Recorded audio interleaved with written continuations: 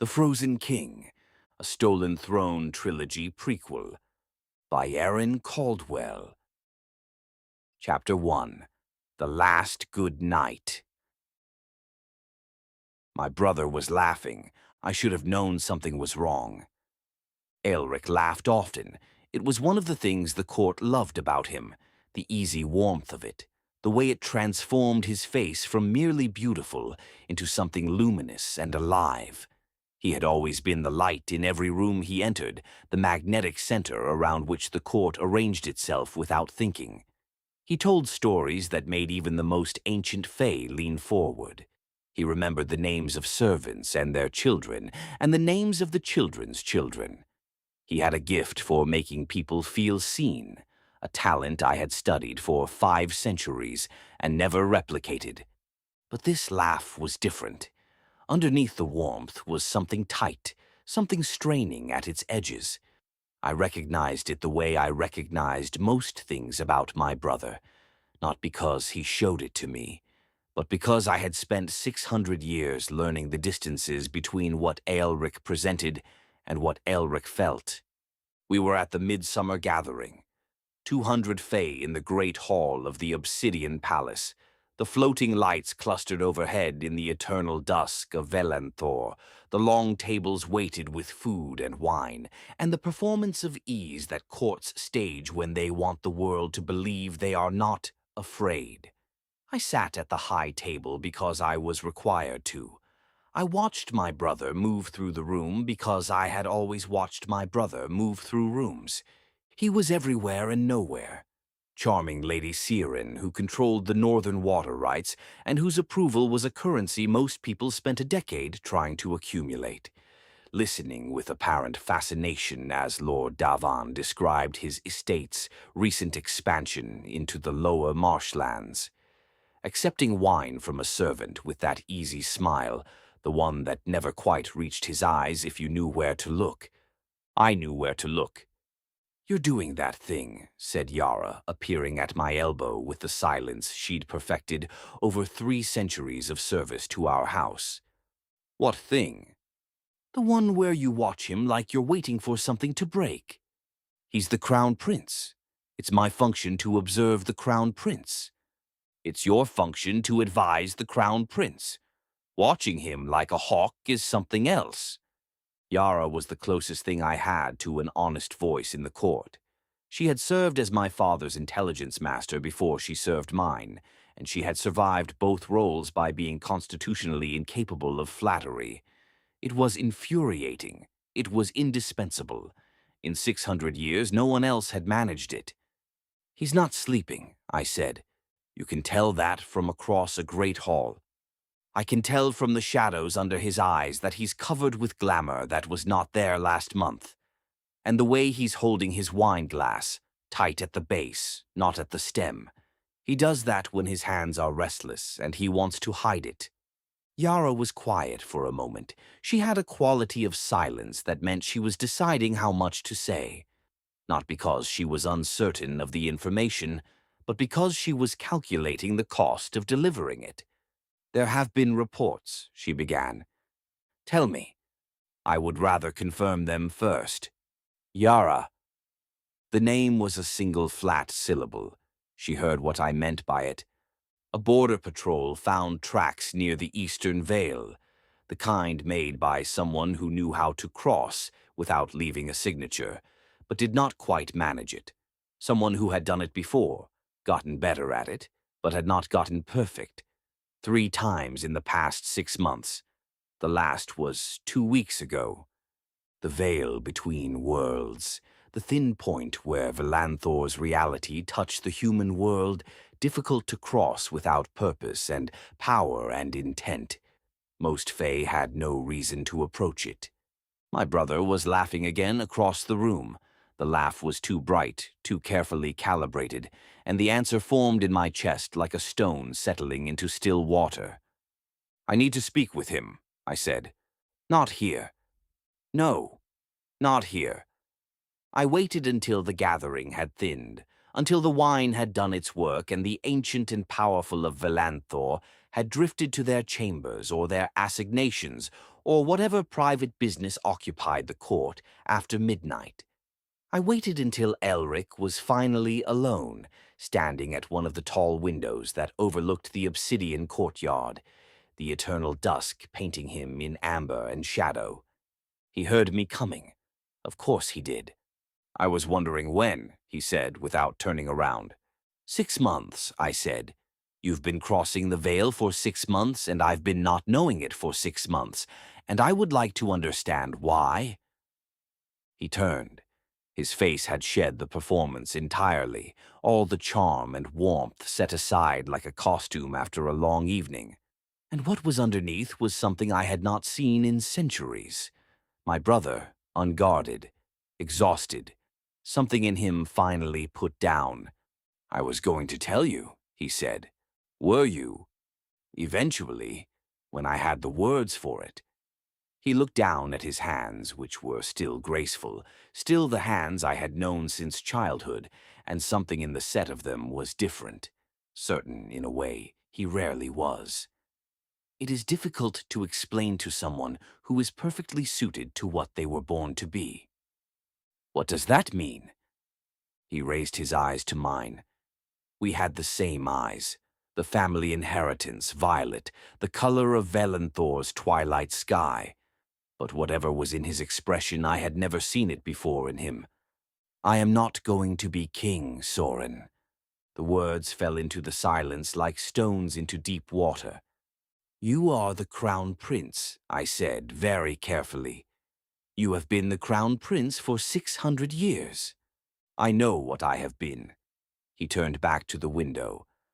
I know what I was born to be, what I was shaped to be, trained to be, what every expectation of our father and our court and our world has required me to be. I know it the way I know my own name. I have known it every day for 6 centuries. He paused. And I am telling you that I cannot be it, that it has never fit, that for 600 years I have worn it, like a skin that does not belong to me, and I am tired, Soren. I am tired in a way that has nothing to do with rest. I was very still. Outside, Velanthor's dusk continued its eternal progress across the sky, amber, then rose, then deep bruised purple. The same light it had been for millennia, the same light it would be for millennia more. The weight of forever, pressing down on everything. The human world, I said. Yes. What is in the human world, Elric? He smiled. The real one, not the court version, smaller, quieter, a thing that lived in the corners of his face rather than filling it. Everything that is not this. We talked until the sky had cycled through its full sequence twice. I listened. That was the thing I had always done better than him. He spoke. I listened, and between us we usually arrived somewhere close to the truth. He told me about the human city. Boston, he called it. A port city crammed with noise and the chaotic energy of a place where people arrived from everywhere and reinvented themselves, and nobody cared who your family had been 3 centuries ago. He had walked through streets where nobody bowed, had eaten food from vendors who handed it over without deference, had sat in a pub and argued about something inconsequential with strangers who did not know he was Fae and would not have cared if they did. It was the most alive I have felt in 2 centuries, he said, just being no one, being something other than the crown prince of a court I never asked to lead. You could have told me this without crossing the veil unannounced for 6 months. Would you have heard me? The question was not unkind. It was just very accurate. I hear you now, I said. Now you know. Yes. He looked at the window, at the eternal dusk, at the colors that had been cycling through the same sequence since before either of us was born. I have been trying to find a way to tell you that I needed to leave for longer than you know. The human world was the first time I understood what I was looking for. Not excitement, not novelty, just permission to exist without consequence, without the weight of being something specific to everyone around me. I thought about what he had said. I had never wanted permission to exist without consequence. I had wanted the opposite. To matter, to affect things, to have my decisions mean something beyond myself. Elric had wanted out. I had always wanted further in. You should have told me, I said. Not accusation, just the truth. I know. He looked at me. I should have told you many things. I think I was afraid you would find a way to fix it. To find a solution that kept me here and made me feel that I should want to stay. You are very good at that. And you did not want it to work. I wanted out. Simple. Final. And I did not know how to want that in front of you without it becoming a different conversation. I was quiet for a long time. The weight of it settled over both of us. The thing that was true and had been true for longer than either of us had admitted. I did not yet know about the Seelie contact. Yara would tell me that part in the morning. That night I sat in my study and did not open the report Yara had left on my desk. I already knew what it would contain. I was not ready to know it yet. Chapter 2. The Cost of Mercy. I did not sleep that night. By morning I understood the shape of what I was holding. A secret that could not remain a secret, a loyalty that was incompatible with everything I owed, and a brother who had made his choice with quiet certainty and was only sorry that it was going to cost me something. What he had done was worse than I had initially understood. That took me another week to learn. Not from Elric, who told me what he could in the hours before I knew I had to act, but from Yara, who had been running the investigation with the thoroughness she brought to anything that might cost lives. He had not merely been crossing the veil to walk in the human world, drawn by some romantic notion of freedom. He had been meeting with a Seelie contact, an intermediary for Queen Isolene herself, a queen who had spent 3 centuries looking for a seam in our court's armor, patient enough to wait for someone on the inside to hand her one. The Seelie court, our ancient counterbalance, the court of light to our dark, the political axis around which both our worlds had turned for longer than living memory. We had maintained a fragile peace with them for 3 centuries.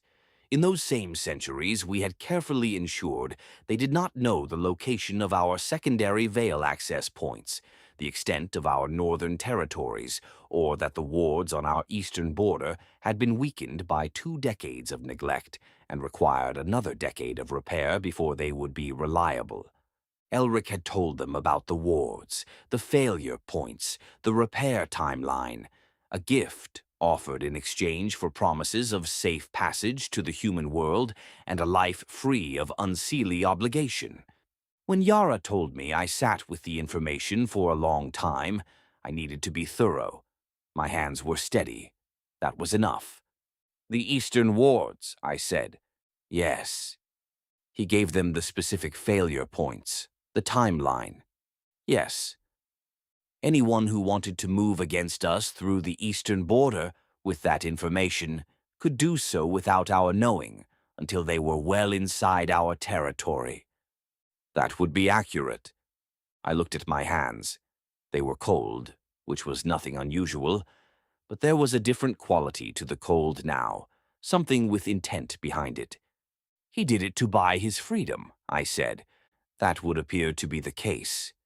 He gave them a weapon to use against our court, our people, everything we are responsible for protecting. A pause. In exchange for permission to leave. The silence that followed had weight enough to fill the room. "What are you going to do?" Yara asked. I already knew. I had known from the moment she told me, in the way you know things that have been true for a long time before you had language for them. The court would need to know. They would demand blood. It was the only resolution our law had ever offered for this category of betrayal. Treason against the Unseelie court was punishable by death. I was not going to let my brother die. This was also something I had known for a long time. The question was what I was willing to give up to prevent it. I told Elric that night. He received the news with a stillness that was not calm but close to it, the stillness of someone who has been waiting for a specific blow and is relieved in some complicated way that it has finally arrived. Isolene's contact was compromised, I said. Yara's people had been watching him for 2 months before you approached him. She has everything. Then you know what you have to do. I know what the court will demand I do. He looked at me. The court version of his face was entirely gone.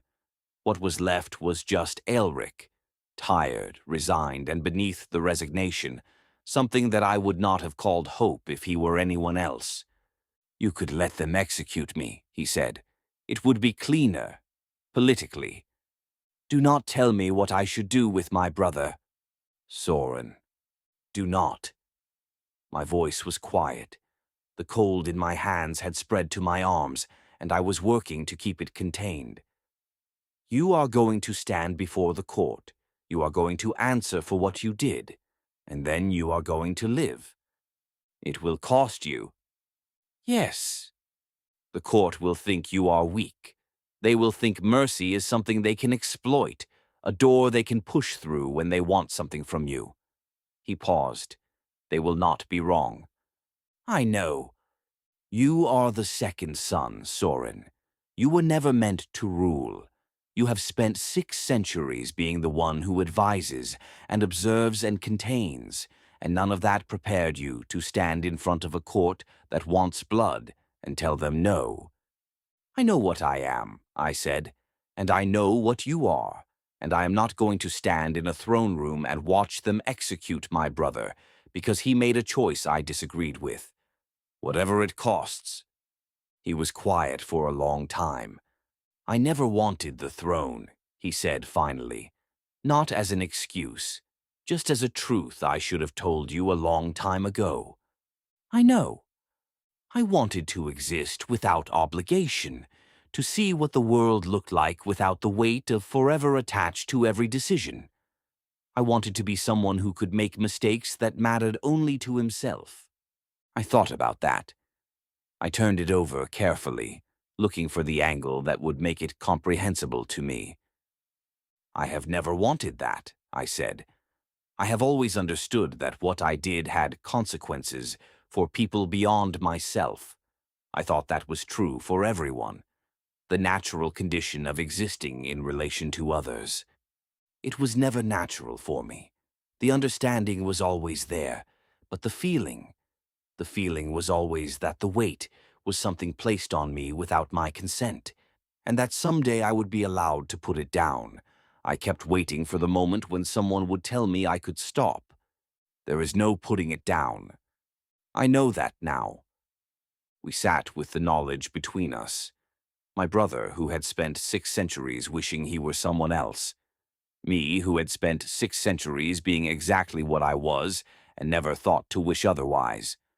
I wondered, not for the first time, which of us had paid more. I am sorry, he said. The most honest version. I know, I said. And I did. But knowing did not make the morning any easier to face. Chapter 3. What the Court Demands. The trial lasted 3 days. Elric stood in the center of the throne room and answered every question with the quiet precision of a man who had decided to tell the exact truth. No deflection, no performance, no attempt to minimize or reframe. He described the Seelie contact, the meetings, the information exchanged, and the terms agreed upon with the complete, unhesitating honesty that only people who have given up fighting feel capable of. The court was not moved. Honesty did not mitigate treason. The directness made them more certain of their position. I sat in the throne. My father had died 4 years prior, and the formalities of the coronation had been delayed for reasons that now seemed prescient. And I watched them, one at a time. The ancient lords and ladies of Velanthor, with their centuries of accumulated grievance and self-interest and genuine love for their court, they were afraid. The eastern border intelligence had frightened them in the way people are frightened when they realize how long they have been exposed without knowing it. They wanted blood, not out of cruelty, out of necessity. If Elric's treason cost nothing, the next traitor would remember that. Lord Fenrir rose on the second day, tall, ancient, with the absolute stillness that came from a truly immense lifetime of self-control, and addressed himself to me rather than to my brother. "The Crown Prince gave our enemies the means to destroy us," he said. "He gave them access to our weaknesses in exchange for personal advantage. This is treason by every definition our law has ever named. The penalty for treason against the Unseelie Court has been death for 3,000 years. The alternative is an invitation for every future prince who decides his personal desires outweigh his obligations." He paused. "Your Highness, we understand that your position is complicated by ties of blood. We ask you to remember that your position as future king is complicated by ties of something larger." He sat down. The silence in the throne room was the kind that happens when a room full of people agrees with something and is waiting to see if it will be honored. I looked at my brother. He was watching me with those violet eyes, steady and resigned, not asking me for anything, the way he had promised he would not. He had said in our last private conversation before the trial began, "Whatever you decide, I will not ask you to decide it for my sake." He was keeping the promise, standing in the center of the throne room and not, for once in his life, performing anything.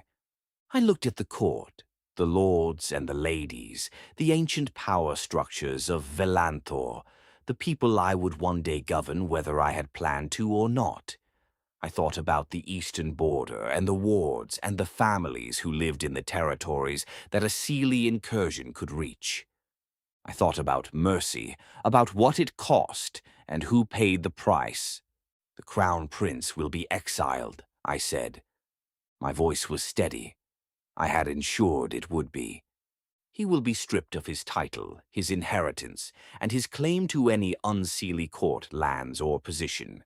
He will be bound against crossing the veil into Velanthor without explicit invitation from the reigning monarch. He will be escorted to the mortal world and released there, free to pursue whatever life he has decided he wants." I looked at Lord Fenrir. "He will not die. Not by my order." The throne room erupted. They were orderly about it because they were Fae and they understood form, but the fury was real and not without justification. Fenrir argued, his words precise and well-chosen, and impossible to counter on the merits. Others argued more loudly. The oldest among them, Lady Morrigan, who had kept the court's traditions for 1,100 years and rarely spoke during trials, watched me from her position against the far wall with an expression I could not read. She said nothing. She always said nothing during deliberations. Even now, with the room split and the argument rising, she only watched. I let them argue. I let the storm break over me, and I sat in the throne that was not yet formally mine, and I did not move. When they had run out of steam, I said, "The decision stands."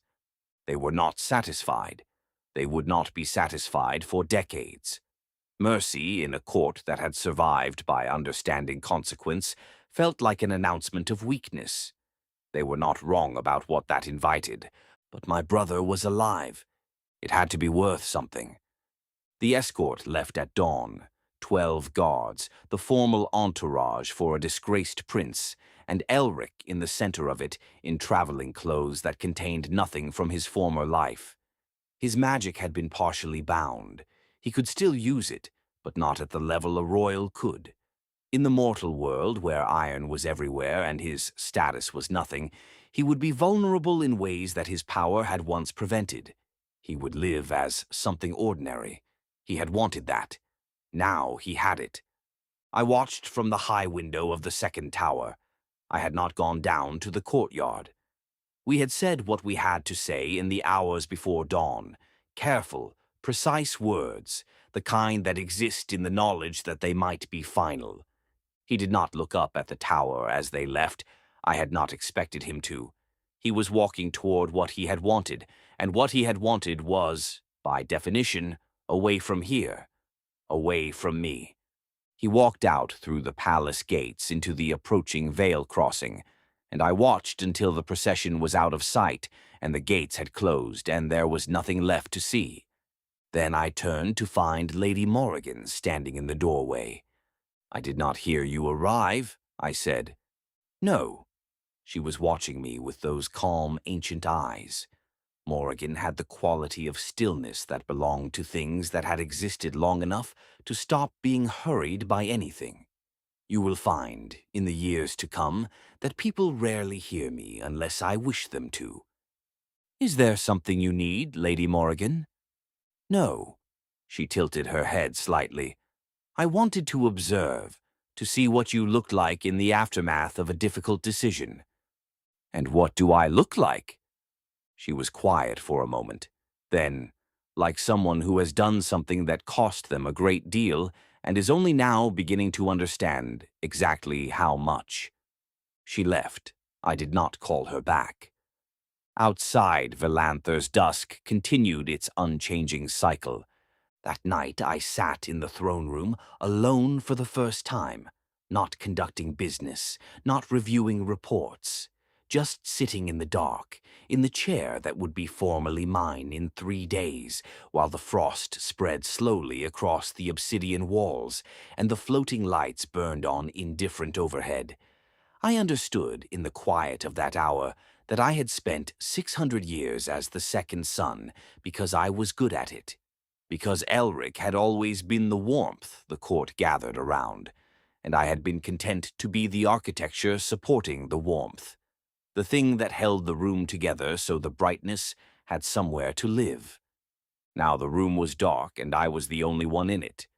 3 days later, they placed the crown on my head in the formal ceremony. The throne room was full and silent, and Elric's chair had been removed from the dais. Chapter 4. The Making of Ice. The first year was the worst, not because the court was difficult. They were difficult, but I had known they would be, and difficulty was something I had been preparing for my entire life. The political maneuvering, the careful management of resentments, the gradual process of proving to a court that expected weakness that they had miscalculated. These were things I knew how to do. I had been doing versions of them from my father's shoulder for 6 centuries. The throne was only the formalization of a practice I had been running informally for longer than most of the court's younger members had been alive. The worst part was the quietness. I had spent 600 years as the second son, the advisor, the observer, the one who stood at his brother's shoulder and thought the thoughts that Elric needed to have thought for him. It was a role I had understood and occupied with contentment, because it required me to be useful without requiring me to be alone. Elric's magnetism had always filled the rooms we shared, his restlessness, his stories, his capacity for finding the interesting angle on anything. Even the worst evening at court had been tolerable with him in it, some warmth in the air that I had not recognized as dependent on his presence until the rooms were empty of it. Now they were quiet. I filled them with work. Governance had always been something I understood better than Elric had, and there was no shortage of it. The eastern border required immediate attention. I spent 6 months rebuilding the ward network, working alongside our practitioners with the focused precision of someone who had decided that the quality of work was the only thing he could control. I renegotiated 3 trade agreements that had been allowed to drift into unfavorable terms. I restructured the tax collection process in the Northern Territories in ways that cost me 3 political alliances and saved 2,000 of my people from a food crisis that had been building quietly for decades. I was, by every measure, an excellent king. I was also, by every measure, someone my brother would not have recognized. I did not see it happening. The frost, my power, always cold, always more comfortable in winter, began to spread beyond the usual limits. My chambers were the first to notice. Frost on the windows in the mornings, even in the warm months, the kind that stayed past noon and sometimes did not clear at all. A crystalline quality to the air near my desk when I had been working too many hours. The practitioners assigned to my household stopped commenting on it after the first few times I told them it was not a problem. Yara noticed. She always noticed. "You slept 4 hours last night," she told me, 6 months into the reign. I slept sufficiently. I had someone check. 4 hours. I have a function for every hour I am awake, and I am awake until the function is complete. This is not a problem that requires your attention. The cold in your study was enough to freeze the inkwell this morning. I looked up from the report I was reading. She met my gaze with the expression that meant she was going to say it once and expected me to hear it. "I am aware," I said. "Are you aware that you have not smiled since the trial?" "I was not aware that was a metric you were tracking." "I started tracking it when I noticed. It has been 6 months, Soren." I put the report down. I looked at my hands, which were cold, which were always cold now, and thought about the last time I had felt what a smile felt like from the inside, rather than understanding it as an expression I could produce when required. "He did not look back," I said. It was the first time I had said it aloud. I had not planned to. Yara was quiet. "When he left, the morning of the escort, he did not look up at the tower." I picked the report back up. "It is fine. He had made his choice long before that morning. I was aware of that." "Soren, there is nothing to be done about it, Yara. He is in the mortal world. He is alive. That was the point of the exercise. I am here doing what I was always better suited to do anyway. Everything is proceeding as it should." She left without saying what she had meant to say. I finished the report. The inkwell did not freeze again that night. I told myself it was because I had addressed the problem. The years developed their own texture, each one much like the last, distinguishable only by the nature of the problems I was solving: the eastern border reconstruction, the northern trade disputes, the periodic tests from Isolene's court that required response without escalation. I became very good at response without escalation. I became very good at most things. That was the unexpected benefit of not feeling anything. Every decision simplified to its component parts, stripped of the complications that emotions introduced. I could see what needed to be done without the noise of caring whether it was painful. I could implement difficult policies without the drag of guilt. I could end conversations that were not useful and maintain ones that were, with a clarity that the court eventually stopped testing because they understood I was not going to yield. What I could not do was sleep for more than 4 hours. What I could not do was sit in a room without the frost spreading across the windows. What I could not do was remember, some mornings, what I was doing it for. The thing beyond function that had once seemed like the point. I turned to the next report. The political consequences of the mercy arrived quietly, which made them harder to address than outright opposition. Lord Fenrir did not argue further. He understood I had made the decision and was watching to see if I would hold it, which I did. But his support, which had been reliable if never warm, became unreliable the way men do when they have decided you are useful but not trustworthy. Trade negotiations I expected his backing on concluded without it. His household declined invitations to court functions on grounds that were technically acceptable and deliberately insulting. Within a decade, the whisper had circulated through enough conversations to become a kind of received wisdom.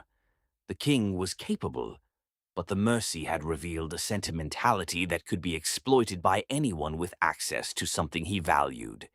They were not entirely wrong. The mercy had cost me exactly what Aelric said it would. I noted this in the ledger I kept of consequences and adjusted my behavior accordingly. Further in, more controlled, slower to demonstrate anything that might be mistaken for attachment. The court could not exploit a weakness they could not find. If there was nothing visible, there was nothing to reach. Yara watched this process with the look she wore when she thought I was making a catastrophic mistake, and had accepted she could not stop me. She did not say what she thought. She had learned by then when saying things would produce results, and when it would not. In my 183rd year on the throne, something happened that I had known, on some theoretical level, was always a possibility. A family. A Fey couple and their 3 children settled in a village near the eastern border. The father, Corvin, had served briefly in the Northern Guard before choosing a quieter life. I had seen his name in reports twice, years apart, and had no memory of the man, only the name recurring in the way that names do when a life is lived in the same small territory. The eldest child was perhaps 40 years from her first century, young enough, by our measure, to still have the unguarded quality that age eventually erodes. They had survived the first Sealy probe, a minor incursion, nothing major, testing the borders that Aelric's intelligence had revealed. They had not survived the second. I read the report on a Tuesday. 5 deaths, a burned homestead, evidence of magical damage consistent with Sealy offensive technique, using a method that targeted the ward configuration Aelric had described to Isolen's contact all those years ago. I sat with the report for a long time, Aelric laughing in the great hall, his face when I told him he was going to live. The choice I had made and the cost I had told myself was worth it, and 5 dead people whose names I read 4 times to make sure I carried them correctly. Grief. I turned the word over. It did not fit anywhere useful. I put the report away. I called for Yara and gave her specific instructions regarding the reinforcement of the Eastern Ward network and a new patrol protocol that would cost us significantly in manpower, but would prevent this particular failure mode from recurring. I did not grieve the 5. I added them to the account I kept in my head, the ongoing total of what my mercy had cost. And I sealed it shut. The frost in my study was thick enough that morning to coat the windows in patterns the servants had stopped trying to clear. I did not notice. I was already working on the next problem. That was when I understood, not consciously but in the bone rather than the mind, that I had made a decision somewhere in the architecture of myself, not to stop being king, not to stop working or thinking or governing, but to stop the other things, the vulnerable things, the things that had led me to sit with a report about a family I had never met and feel the sharp, devastating weight of 5 names. The frost in my study spread another inch across the window. I did not clear it. I turned to the next problem. I picked up the next report. The eastern border again. There was always the eastern border. Chapter 5. 200 years. 200 years. The hours and days moved the same as in the mortal world, the same amber and rose and purple cycling through the sky. But without mortality pressing against them, the years lost their edges. Things that would devastate a mortal arrived as information, placed against 2 centuries of context. When you have forever, you learn to treat almost anything as temporary. The court was satisfied. I noticed this the way I noticed most things by then, at a distance as information. They had wanted a king who would not be moved by sentiment, and I had given them exactly that. And they interpreted this as competence rather than loss. What they had taken for weakness, the mercy that had spared Elric, they reframed over time as the controlled decision of a ruler who knew what he was doing. They were not wrong about the control. They were wrong about what it had cost to get there. I worked, I governed, I made decisions with the clean clarity of someone who had removed personal cost from the equation. When the eastern border was finally fully secured, 20 years after the incident with the family, I registered the fact and directed my attention to the next problem. 50 years into the reign, I sat in the study on a morning that was like every other morning, reading a report that was like every other report, and something shifted. I could not remember the last time I had wanted something. Not needed. Want was a different thing. The reaching toward quality of desire, the sense that something outside oneself might be worth the effort of pursuing. I understood need perfectly. I understood function. But wanting, the forward-tilting energy of it, the way it had once made certain things feel worth moving toward, that had gone quiet so gradually that I could not identify the moment it had stopped. I sat with this observation for a few minutes in the way I sat with all information, neutrally, examining it for what it required of me. It required nothing. There was no action to take. It was simply a fact about the current state of things, filed appropriately and set aside. I returned to the report. I did not understand this at the time. I thought I was becoming more efficient, stronger.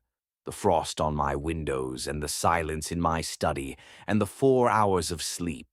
These were the costs of governance, not the symptoms of something else.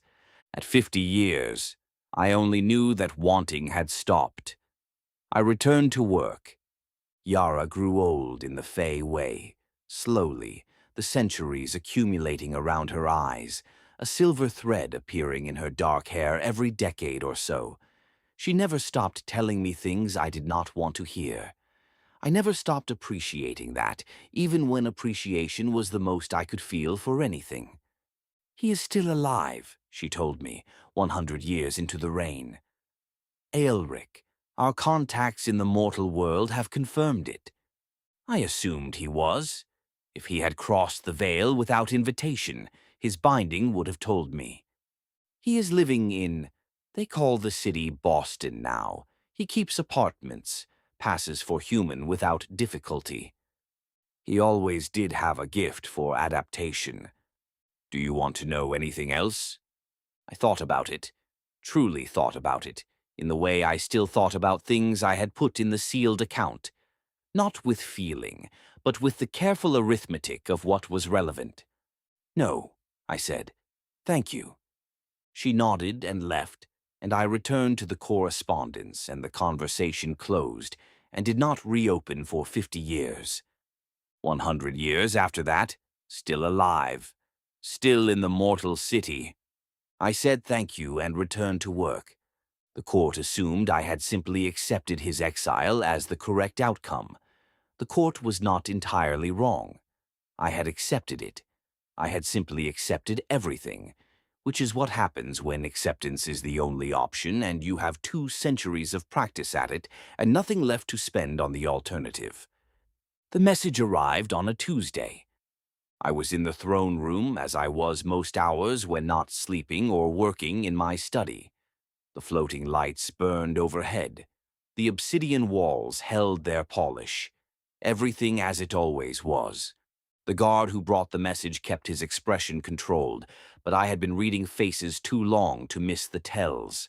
The slight tension at the corners of his eyes, the carefully measured pace of someone delivering bad news, and concentrating very hard on doing it correctly. "My king, from the eastern border station, marked urgent." I took the message, read it. Prince Aelric, formerly of the Unseelie Court, had died in the mortal city of Boston in the early hours of Tuesday morning. Cause of death, iron weapon, driven through the chest. The individual responsible had claimed self-defense. A mortal woman, young, standing over the body when the witnesses arrived, dark-eyed, composed the way people do when they have survived enough to stop being surprised by it. I read it twice, then I set it down on the arm of the throne, very carefully, and looked at the ceiling. My brother was dead. I waited for the feeling. I was very still, and I waited for whatever was going to arrive. Grief, rage, Some ancient complicated thing that had been waiting 2 centuries for exactly this news. I waited with the patience of someone who had learned that waiting was more efficient than rushing toward things. Nothing came. The ice held. The room was cold. It was always cold. The frost on the windows continued its patient expansion. The floating lights burned on, indifferent. I thought, he is dead. My brother is dead. I sat with it. There was frost. There was the particular quality of Velanthor's dusk through the high windows. There was the distant sound of the court going about its business in the corridors beyond.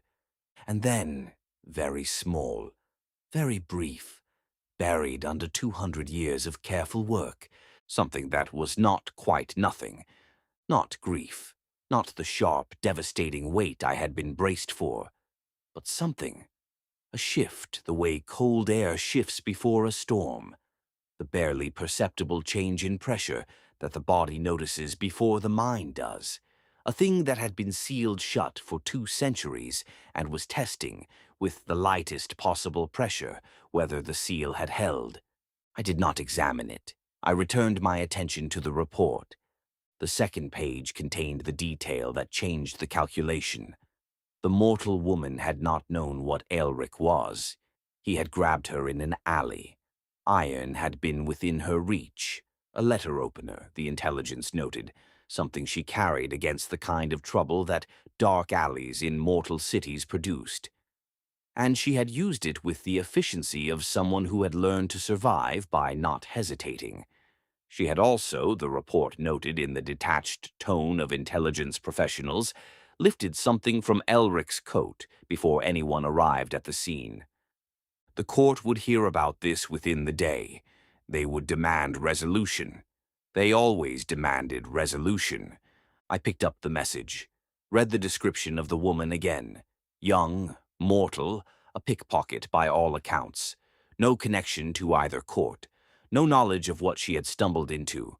Just a woman who had been in the wrong place at the wrong time and had gotten out of it by being harder to kill than expected. Blood or bond. The only 2 resolutions our law permitted for the death of a royal. Execution or marriage into the royal line. The law was 3,000 years old, brutal in its clarity, and contained no exceptions for mortal women who had killed princes in self-defense without knowing what they were doing. By the time Lord Fenrir arrived, within the hour, because Fenrir had never failed to appear for a crisis in 3 centuries, I had already made the decision. Not because it was an easy one, but because execution was the resolution Fenrir wanted, and I had learned 200 years ago what it looked like when I let the court's desires drive an outcome over my own judgment. The court will not tolerate bond, I said. He stared at me. Bring her here. Arrange the terms. She'll have the protections of a royal spouse and the restrictions that accompany it. I returned my gaze to the report. The mortal woman. Bring her here and we will resolve this properly. You cannot be serious. His voice had the weight of 3 centuries of political capital behind it. A mortal. A pickpocket. She murdered a prince of the Unseelie court, and your answer is to bring her here and call it a marriage? The law permits 2 resolutions. I have named one. The court will read this as exactly what it is, another act of sentiment dressed as policy. You spent political authority on your brother that you have never recovered. If you spend what remains of it on the woman who killed him, the decision stands, Lord Fenrir. He went very still. He had heard that phrase before. He knew what it meant when I said it in that particular register. He left. Not quickly. Fenrir never moved quickly, but with the controlled deliberateness of a man who had lost an argument and intended to find other avenues. Yara, who had been aging in the quiet way she aged, silver threading deeper into her dark hair, the centuries writing themselves around her eyes, appeared in the doorway after he had gone. He will find other avenues, she said. I know. Are you certain about this? I thought about it. The woman in the report, standing over the body of my brother, dark-eyed and composed. The presence of mind to lift something from a dead man's coat before anyone arrived. The specific quality of survival she had demonstrated, not panicked, not frozen, just competent, in the way that people who have been surviving by their own wits long enough develop a certain uncanny efficiency about it. Yes, I said. Yara held my gaze for a moment. In the early years, she would have said more. She had been saying less for decades, not because she had less to say, but because she had learned the way all honest voices eventually learn, when saying things would cost more than it would accomplish. She nodded and went to arrange what needed arranging. When she had gone, the throne room was quiet again. The floating lights, the frost on the windows, everything exactly as it always was. A pickpocket from a mortal city who had killed my brother with an iron letter opener and lifted something from his coat before anyone arrived. Fast enough to survive something she did not understand, and practical enough to profit from it. What I expected from this arrangement: compliance, strategic neutrality, the minimum requirements of a political resolution. I did not expect to feel anything about her. I had not felt anything about anyone in 2 centuries, and I had no reason to expect this to be different. She was a variable. She was a solution to a political problem. She was a mortal who would eventually age and die, and in the meantime she would need to be managed, and I was very good at managing things. I would meet her. I would ensure she survived the court. I would fulfill the requirements of the bond. And that would be the end of it. The frost on the windows had stopped spreading, I noticed. It sat where it was, patient, still, the same patterns it had been making for decades, and did not expand further. A small thing, the kind of detail that meant nothing. I picked up my correspondence. There was always more correspondence. Tuesday continued, the same as every Tuesday, the same as every day for 200 years. Quiet and cold and thoroughly under control. I did not look at it directly. The seal had held for 2 centuries. It would hold a while longer. There was work to do. Epilogue. The other side of the story. This is where my account ends. What happens next is a different story, one that belongs to Leah Merritt, who walked into my throne room in a dress she hated and looked at me like I was just another obstacle between her and survival. She was right. She was also, as it turned out, something I had not been prepared for at all. I am not going to tell you what she said on our wedding night. I am not going to tell you how she moved through the court like a knife that had learned to pretend it was a spoon, or how she read people with the uncanny accuracy of someone who had spent a lifetime surviving by understanding exactly how much danger she was in at any given moment. I am not going to tell you about the library, or the letters, or the night I went to her chambers with 2 centuries of silence pressing against the walls of my chest. I am not going to tell you what happened to the sealed thing. What I will tell you about Leah Merritt before the story properly begins. She introduced herself to Lord Fenrir's envoy by asking what, specifically, she was being charged with. Not what have I done, or please, I can explain. Just the clean, direct question of someone who has learned that understanding the terms of a situation is the first step to surviving it. Fenrir's man reported this with visible irritation. I read it twice. That part of the story requires the whole story. It requires the Seelie Queen arriving 3 days early with 40 soldiers, and the secret in Leah's blood that she does not know about yet, and the particular devastation of learning to be afraid of something again after 2 centuries of perfect safety from the possibility. What I will tell you is this. The morning I sat in the throne room and read the report of my brother's death and felt the almost nothing that was somehow still something, that small, careful pressure against the seal, I did not know what I was feeling. I had been without practice for too long. The language for it had gotten rusty, the vocabulary of interior life grown unfamiliar from disuse. It took me some time to work out that what I was feeling underneath 2 centuries of ice was the faintest possible echo of everything I had buried, that somewhere in the sealed account, grief and rage and something I could not name were still sitting exactly where I had put them, waiting with the patience of things that have nowhere else to be. And that immortal woman with dark eyes and an iron letter opener, and the audacity of someone who has survived everything the world has thrown at her, was going to be, whether I had planned for it or not, the beginning of understanding what to do with all of it. I did not know that part yet, of course. I only knew it was Tuesday, and my brother was dead, and somewhere in a city I had never visited, a woman I had never met was about to have a very difficult conversation with Lord Fenrir's advance envoy. I thought, she will handle it. I knew nothing about her, but the thought was there, quiet, certain, the kind of thought that arrives without asking permission, and the frost on the windows caught the dusk light and held it. Continue Soren and Leah's story in A Bride of Briars, Book 1 of the Stolen Throne Trilogy, by Erin Caldwell, available now on Amazon.